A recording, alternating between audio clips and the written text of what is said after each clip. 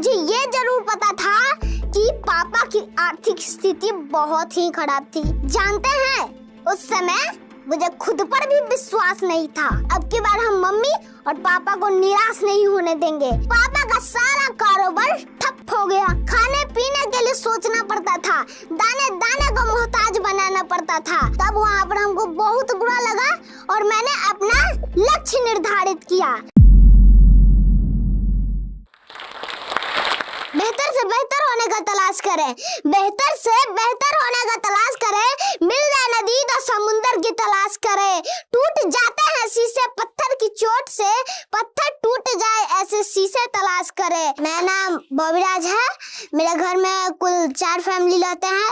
हम 3 क्लास में पढ़ते हैं और 10 क्लास का मैथ पढ़ा देते हैं। और मेरे पापा का नाम हुआ राजकुमार महतो, वो भी पढ़ाते हैं। और मेरे मम्मी का नाम हुआ चंद्रप्रमा कुमारी, वो भी पढ़ाती है। तो मेरा जन्म बेगूसराय जिले के रोसड़ा के एक हॉस्पिटल में हुआ था। पापा उस समय कुछ भी नहीं कमाते थे और हॉस्पिटल का सारा खर्च कर्ज लेकर चुका दिया जाता था फिर बाद में एक खेत बेचकर सारे कर्ज को चुका दिया गया। उसके बाद मैं, मम्मी, पापा पटना जिले के नदमा गांव में आए। वहां पर पहले से ही पापा एक किराए के मकान में एक रूम लेकर रहते थे। मुझे ये नहीं मालूम था कि पापा मम्मी घर छोड़कर किराए के मकान पर क्यों रहते थे, लेकिन मुझे ये जरूर पता था कि पापा की आर्थिक स्थिति बहुत ही खराब थी। धीरे धीरे समय बीतता गया और जब मेरा उम्र चलने दौड़ने का हुआ, जानते ही होंगे आप लोग कि चलने दौड़ने की उम्र में बच्चों में बहुत शैतानियां होती है। मेरे में भी थी। हम क्या करते थे कि इधर खाते थे पर खाने तो जब आपका उम्र चलने दौड़ने का होता तो आप तो खाते ही होंगे। तो जब हम खाते थे ना तो उधर छीट दिए खाते थे, फिर उधर खाए तो उधर छीट दिए, उधर खाए तो उधर छीट दिया। जब बचपन में हम खिलौना से खेलते थे तब गेट पर छोड़ देते थे खिलौना, तो कोई आदमी आता था तो खिलौना पे पैर रखकर गिर जाता था। इसके वजह से फिर अब गिलास में पानी ले लेते थे तो इधर गिरा दिया ना तो मकान मालकिन हमको डांट देती थी, जिसकी वजह से मम्मी भी रो जाती थी। तब मैं कहता था कि जीवन में किसी के लिए आंसू मत बहाइएगा, जीवन में किसी के लिए आंसू मत बहाइएगा। वो आपके आंसुओं के काबिल नहीं होगा। अगर वो आपके आंसुओं के काबिल होगा तो आपको वो कभी रोने नहीं देगा, फिर धीरे धीरे समय बीतता गया और जब मेरा उम्र 3 साल का हुआ तब मेरा मम्मी ने एक स्कूल में एडमिशन करा दिया। उसमें जाची सामान रहता है ड्रेस में, ड्रेस, जूता, मोजा, कॉपी, कलम सब लेकर दे दिया। लेकिन मैं मुश्किल से वहां पर 1 सप्ताह पढ़ा होगा, क्योंकि वहां पे जब हम पढ़ते थे ना तो हमको रोवाई बढ़ जाता था। तो पापा क्या किए कि वहां से हमको नाम कटा दिए। अब नाम कटा दिए तो हम क्या करें, हम घर पर ही रहते थे ना, तो पापा का मार्कर रहता था तो पापा का मार्कर लेकर बोर्ड से रहता था, बोर्ड पर हम मार देते थे निमकी, पकौड़ी, जबेली। उसमें खास बात यह थी कि सारी आकृतियां जो होती थी सेम रहती थी। अब सेम रहने पर तो कोई पता नहीं चलता था ये क्या है। अब फिर अगर हमको बाद में पूछा जाए कि ये निमकी कौन है, पकौड़ी कौन है, तब हम उसमें सही जवाब देते थे। तो क्या था, उस समय हमको जलेबी बोलने नहीं आता था। जलेबी को हम जबेली बोलते थे, जैसा कि अभी हम बोले थे। तो फिर पापा कहते थे कि जो मन में आए वो लिखो, पसीने के स्याही से जो लिखते अपने हौसलों के उड़ा दे, उनके मुकद्दर के पन्ने कभी कोरे नहीं होते। जानते हैं, उस समय मुझे खुद पर भी विश्वास नहीं था। जब हम घर में अकेले रहते थे और मम्मी को कुछ सामान मंगाना रहता है घर पे खाना बनाने के लिए तो हमको भेजती थी। तो अब कैसे होगा, क्योंकि दुकानदार हमको भाषा बचा नहीं पाता था, क्योंकि हम बोलते थे तो हमको ठीक से बोलना नहीं आता था, इसलिए दुकानदार हमको भाषा नहीं समझ पाता था। तब मम्मी क्या करती थी कि एक पर्ची रहता था, पर्ची पर जी आप जानती होंगे पेपर पर लिख देती थी कि ये सब सामान लाना है, जैसे कि हो गया आपका 100 ग्राम मिर्चाई, 2 धनिया का पत्ता, 1 माचिस का डिब्बा, सब लिख कर दे देती थी और हम जाते थे। तो अब क्या करें, घर हमारा उस साइड है, बीच में पड़ता है रोड, अब रोड के उस पर है दुकान। अब दुकान जाने के लिए तो रोड क्रॉस करना पड़ेगा। अब रोड कैसे क्रॉस करें, इधर उधर देख लेते थे, कोई अगर गाड़ी घोड़ा नहीं आ रहा है एकदम आंख मूंद लिया और दौड़ ले गए। कि वहां पे हम क्या करते थे, किस्मत के भरोसे जाते थे कि मरे या जिए, आंख बंद कर चल जाते थे। फिर सामान ऐसे करके मम्मी को देते थे। फिर धीरे धीरे समय बीतता गया और जब मेरा उम्र 4 साल का हुआ तब पापा ठीक नदमा के पश्चिम साइड चपौड़ गांव में 2 रूम का एक बना हुआ घर था, तो उसको खरीद लिया। वहां पर हम लोग 12 मार्च 2018 को वहां पे हम लोग शिफ्ट हो गए। और फिर पापा क्या किया कि फूस रहता ना, फूस जाकर आगे में मेरे नाम से एक स्कूल खोल दिए, यानी कि बॉबी पब्लिक स्कूल। उसी में अभी तक मैं पढ़ता आ रहा हूँ। और 15 मार्च 2018 को फिर से हमने पढ़ना शुरू किया। मात्र अब की बार हमको ऐसा लगा कि अब की बार हम मम्मी और पापा को निराश नहीं होने देंगे। क्योंकि मैं जानता हूँ जो पानी से नहाएगा वो लिबाज बदलेगा, जो पानी से नहाएगा वो लिबाज बदलेगा, जो पसीने से नहाएगा वो एक दिन इतिहास बदलेगा। तो फिर मात्र हम 2 साल पढ़े, उसमें 2 साल मात्र पढ़े और लॉकडाउन लग गया। अब लॉकडाउन तो लग गया, अब खैर इस लॉकडाउन में मेरा कुछ बिगाड़ा नहीं। ताज्जुब की बात यह है कि इस लॉकडाउन को हम सौभाग्य कहें या दुर्भाग्य इस बात के लिए कि पापा का सारा कारोबार ठप हो गया। अब ठप हो गया तो पैसा आना तो बंद होना था, तो पैसा आना बंद हो गया। खाने पीने के लिए सोचना पड़ता था, दाने दाने को मोहताज बनाना पड़ता था। दूसरी तरफ सौभाग्य इस बात के लिए कि क्या हुआ ना कि पापा को पहले फुर्सत नहीं रहता था हमको पढ़ाने का, अब पापा को फुर्सत मिल गई, टाइम था पापा के पास हमको पढ़ाने का। तो पापा और मम्मी क्या किए कि आस पड़ोसी रहते हैं उनके बच्चों को बुलाकर पढ़ाते थे। शिकायत क्या करते थे कि मास्टरवा पागल आयल है, अब बचपन के बुलावी थे पढ़े थे तो वो पगला देते। तब मम्मी शिकायत सुनकर भी बुलाती थी। और मेरा दोस्त सब था वो भी ताना मारता था कि एकर चक्कर में हमनियो फंस गेली। अब मेरा दोस्त सब हमको कहता था कि बतियो रे एकर घरवा में सबसे बड़ा डेढ़गोड़वा है। किसके बारे में, हमको पापा के बारे में कहता था किसके घर में सबसे बड़ा डेढ़गोड़वा है। तब हम कुछ नहीं करते थे। और उस समय जब हम पेपर देखे कि एक बच्चा का नाम और फोटो आया, तब हम पापा से कहे कि मेरा नाम और फोटो आएगा ना पापा पेपर में। तो पापा गए पत्रकार महोदय के पास। अब पत्रकार महोदय के पास उनसे बात ही नहीं हो पाए। तब वहां पर हमको बहुत बुरा लगा और मैंने अपना लक्ष्य निर्धारित किया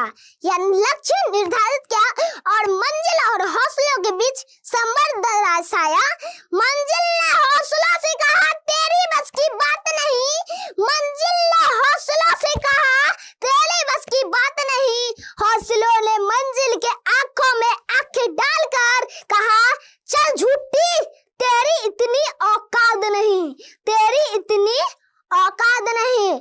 उसके बाद कुछ दिनों बाद बगल के वित्त-रहित विद्यालय, जिसके वजह से हम लोग नदमा में शिफ्ट हुए थे, वित्त-रहित विद्यालय में अमृत महोत्सव के दिन था।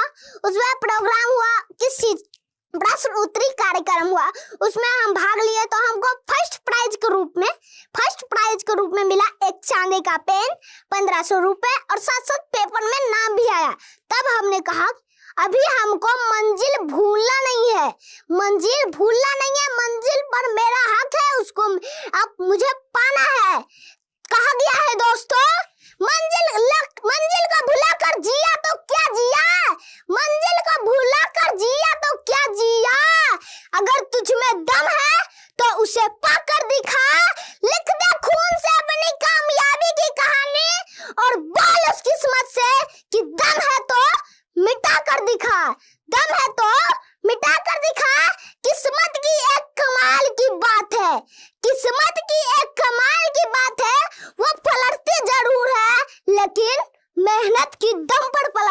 है। आप सोच रहे होंगे कि मैं 10वीं क्लास के बच्चे को पढ़ा कैसे सकता हूँ। पढ़ाने के बाद से पहले मैं बता देता हूँ कि मैंने कैसे पढ़ा। तो उसमें हमारे लॉकडाउन के टाइम में एक बेसिक मैथ लिखा गया था। बेसिक मैथ में क्या क्या था, 9 क्लास के स्तर तक का सब कुछ दिया गया था। जैसे हो गया आपका गुणनखंड, गुणनफल, साधारण ब्याज, ऐसी बहुत सारी चीजें होता है, उसमें दिया गया था। उसमें हम बेसिक मैथ बनाने थे। जब हमारा बेसिक मैथ क्लियर हुआ तब हम 6-7 का मैथ बना लेते थे आसानी से, क्योंकि वहां पर तो 9 तक का दिया हुआ था, तो हम 6-7 का मैथ बनाते थे। फिर जब उससे हमको बेसिक मैथ से क्या हमको लागू हुआ कि सब हमको फॉर्मूला का यूज पता चल गया। अब यूज पता चल गया तो क्या होता है कि कोई भी आप बुक लाकर रख दीजिए ना, तो उसमें से हम प्रश्न बना लेते हैं। एनसीईआरटी हो, आरडी शर्मा, ऐसे बुक्स होते हैं, तो आप रख दीजिए तो हम उसमें से सवाल बना सकते हैं। पढ़ते थे तो उसमें हमको कुछ प्रश्न होते थे जिसमें से हमको कुछ गड़बड़ी आता था। तो एक बार क्या हुआ कि कुछ बच्चे होते थे जो बनाते थे, तो पीछे छूट गए, तो हम उसको बताने लगे थे, बता दिए ना, तब उसका भी छुट्टी हो गया जल्दी। और तब हमको ऐसा लगा ना कि वो प्रश्न हम कभी भूले ही नहीं। जब जो प्रश्न उसको बताए ना, वो प्रश्न हमको भूले ही नहीं। तब हमको ऐसा लगा कि पढ़ने से अच्छा तो पढ़ाना ही है अपना, उसका रिवीजन भी हो रहा है। अब पढ़ेंगे तो कॉपी कलम भी खत्म हो जाएगा। आप जब उसको बता रहे हैं तो उसमें उसका कॉपी कलम खत्म हो रहा है, मैं तो कुछ हो नहीं रहा।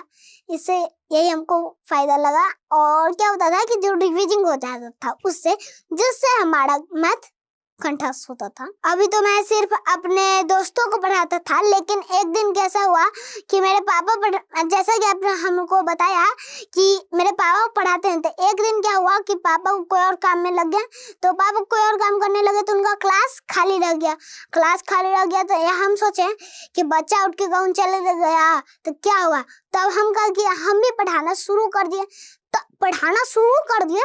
तो उसमें हमको लगा कि पहली क्लास तो हम ये ले लिए, पढ़ाना शुरू किया, तब हमको लगा कि अरे बाप रे बाप, हम तो इसको भी पढ़ा दिए।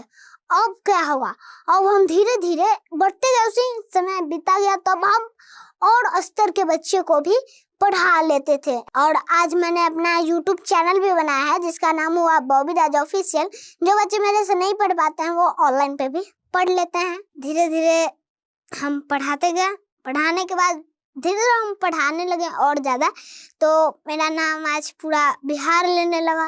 मेरा सपना था कि पेपर में फोटो आए, और धीरे धीरे मेरा सपना अभी पूरा हो रहा है।